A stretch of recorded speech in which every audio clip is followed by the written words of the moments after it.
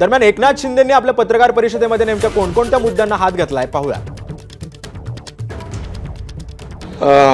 काल आदरणीय प्रधानमंत्री मोदी साहेबांना मी फोन केला होता.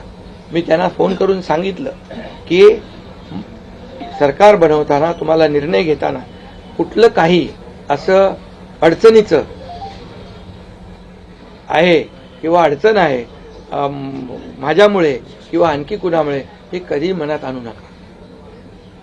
तुम्ही आम्हाला मदत केलेली आहे, तुम्ही आम्हाला 2.5 वर्ष संधी दिली या ठिकाणी या राज्याचा विकास करण्यासाठी, या राज्यामध्ये उद्योगधंदे आणण्यासाठी, सगळं करण्यासाठी. त्यामुळे तुम्ही निर्णय घ्या.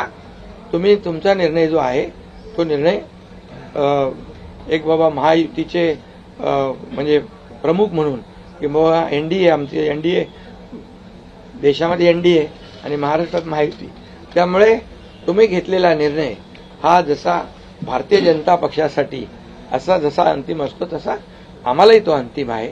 त्यामुळे तुम्ही निर्णय घेताना कुठलंही काही असं वाटू नका की माझी अडचण आहे का, एकनाथ शिंदे काय अडचण आहे का, बिलकुल नाही. त्यामुळे मी काल मोदी साहेबांनाही फोन केला, अमित शाह साहेबांनाही फोन केला.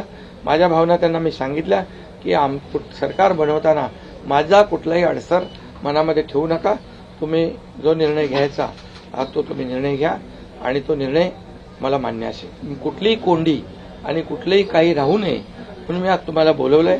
आणि भारतीय जनता पक्ष वरिष्ठ नेतृत्व जो निर्णय घेतील मुख्यमंत्री बनवण्यासाठी, भारतीय जनता पक्षाचा महायुतीचा जो निर्णय मुख्यमंत्री बनवण्याचा घेतील त्याला पूर्णपणे शिवसेनेचं समर्थन आहे, शिवसेनेचा पूर्ण पाठिंबा आहे. भारतीय जनता पक्षाचा म्हणजे आज आमची बैठक होईल आणि त्यांच्या बैठकीमध्ये जे काही ठरेल ते मी कालच त्यांना सांगितलेलं आहे की जो निर्णय आपण घ्याल तो एकनाथ शिंदेला मान्य आहे, शिवसेनेला मान्य आहे. आणि त्यामुळे कुठलंही काही कोंडी, कुठलंही काही अडसर, कुठले काही नाराजी, कुठलं काही हे सगळं काही नाही आहे. एबीपी माझा, उघडा डोळे बघा नीट.